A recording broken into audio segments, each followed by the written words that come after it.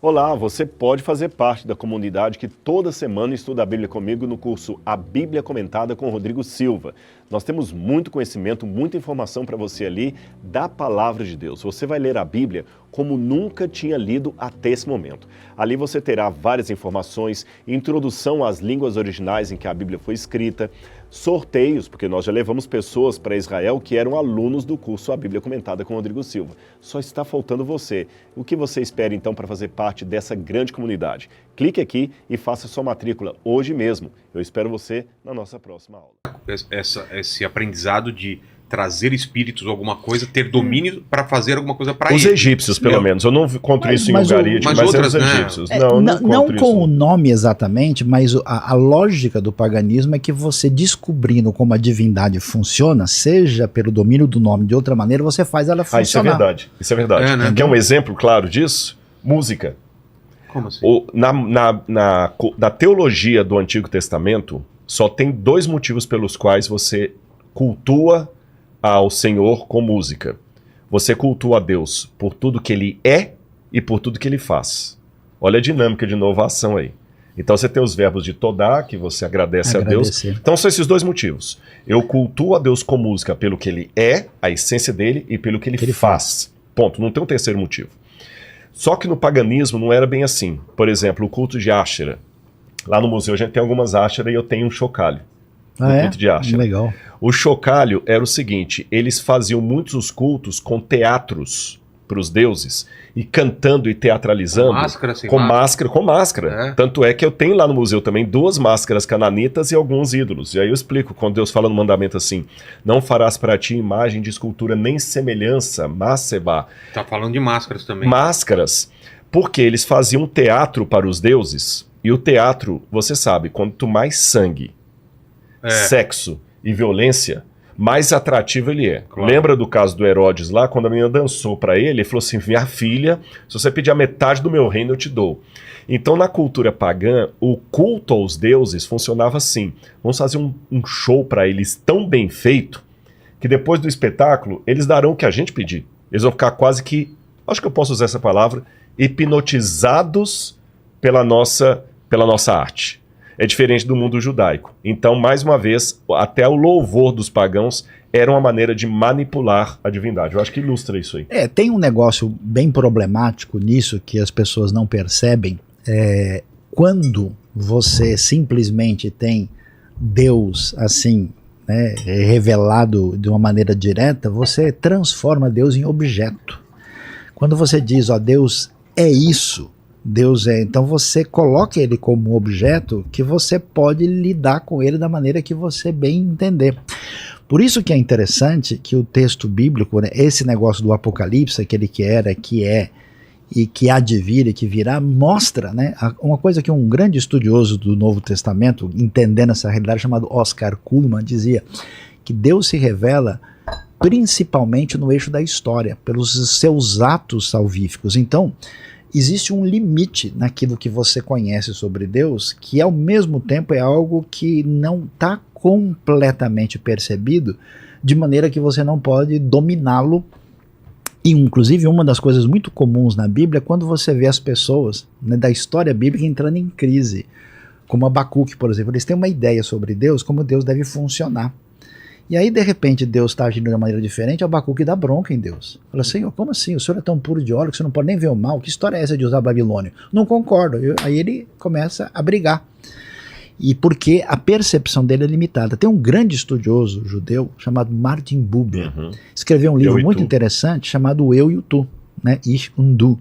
E ali, o que ele estabelece? Que ele diz que toda a problematização da fé, da religião se dá quando você transforma o sagrado e até a relação com os outros em relação de objeto. Quando você faz isso, você sempre usa o outro como instrumento, sempre usa o outro como uma outra, e inclusive a Deus. Mas a relação verdadeira que acontece entre duas pessoas, e especialmente com o tu absoluto que é Deus, é uma relação existencial, espiritual, transformadora e poderosa. Então, essa questão da revelação do nome de Deus está ligado com isso. Ao mesmo tempo em que você tem um conhecimento, esse conhecimento, por definição, ele é, de certa forma, limitado. Até a transmissão disso, porque como assim o Senhor do Universo tem uma sequência fonética que define quem ele é? Não define, aponta para ele. E eu acho tão interessante como eu acho que a soberania histórica divina é tão significativa que ela não permitiu até hoje aquilo que a galera doida quer achar, que é a pronúncia adequada do nome. Né? Porque assim, do jeito que aparece o nome, aquele nome que o pessoal lê hoje como Yehová, isso foi uma transposição de vogais da palavra Adonai. Como não se sabia a pronúncia, eles pegaram o A, né, e ficou aqui por uma questão fonética, Yehová, de onde veio Jeová em português. Mas os estudiosos, eles dizem, alguns acham que seria Yahvé, o que não está comprovado, ou Yahweh, e até acham que, como do jeito que está essa terceira letra com a quarta, pode sugerir que a quarta é uma letra que só faz referência à vogal. Então seria debaixo dela, seria uma espécie de Vá ou A. Aí tem a opção de Yuá, acho que o Rodrigo vai preferir o Ai, né? Desculpa, brincadeira, né? Yuá, ou até Yahu, né? E com pronúncias variáveis. E a gente não tem, e há até sugestão que de uma época para outra, esse nome pode ter variado em termos de pronúncia. Na tradição oral não se passou. Não se perdeu, eles não pronunciavam. Até por causa da questão de não tomar o nome de Deus em vão. Entendi. Eles só falavam o nome de Deus uma vez por ano no Yom Kippur, e era o sumo sacerdote que tinha esse direito, na hora que estivesse lendo a Torá no Yom Kippur, que é o dia da expiação, uma vez por ano, ele lia, pronunciava o nome de Deus. Mas isso foi se perdendo, principalmente quando o povo saiu da Babilônia, começou a falar mais aramaico. E até eu queria fazer um comentário de uma coisa do Zion, mostrar uma curiosidade que vai ilustrar isso aqui. O comentário da questão que ele falou que Deus, eu também acho providencial Deus não deixar como é que o nome dele é pronunciado. Vou pedir licença para a gente transpor um pouquinho da Bíblia para a teologia sistemática. Por que a pessoa também faz tanta bagunça com a questão da trindade? É porque o pessoal também tenta colocar a trindade dentro de uma caixinha. Como se o 3 da trindade fosse o 3 da matemática. Ao 3 da matemática, eu posso acrescentar 1, ele vira 4. Eu posso multiplicar por 2, ele vira 6. Eu posso diminuir 1, ele vira 2.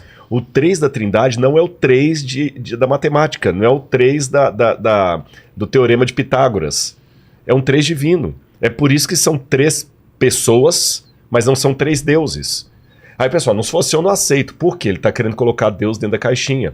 Na verdade, a trindade, para mim, é um exemplo claro disso que o Sayão está falando, do que eu chamaria de a democratização do mistério.